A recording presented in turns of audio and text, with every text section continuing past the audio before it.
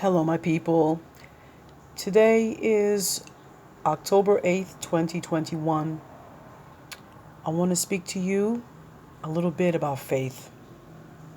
The other day, the Lord gave me a scripture, Luke chapter 8, verses 22 to 25.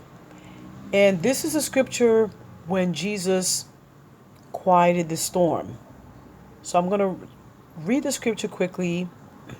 Starting with verse 22, it says, "Now it came to pass on a certain day that he went into a ship with his disciples. And he said unto them, Let us go over unto the other side of the lake. And they launched forth. But as they sailed, he fell asleep." Speaking of Jesus, Jesus fell asleep.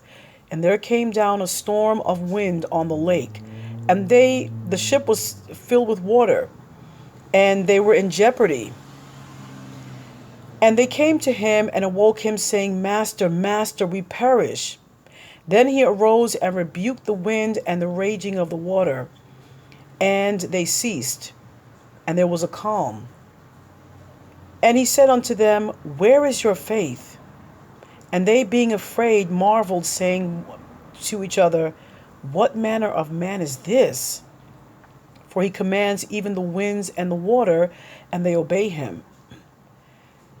And when I read the scripture, "Where is your faith?" I felt the Lord whisper to me, because my mind has been so much, and I believe understandably so, has been on what's going on with all these mandates and wondering what's coming next, and what's going to happen and things like that. And I've been concerned, and the Lord reminded me, where is your faith?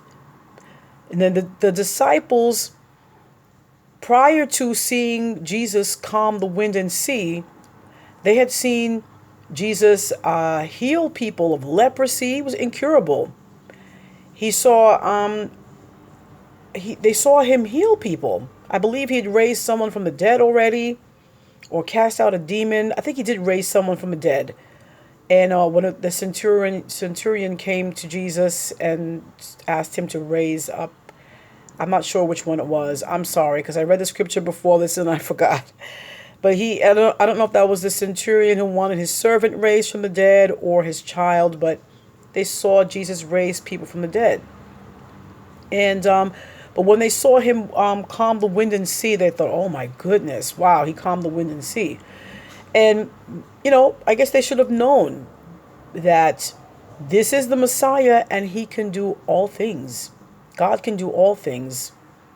So I want to remind you too, where is your faith?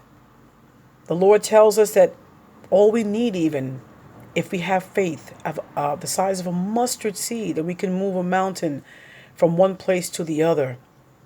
So I want to encourage you to find your faith again and stand on your faith, knowing that the Lord is on our side and he is merciful and kind to his people. He loves us.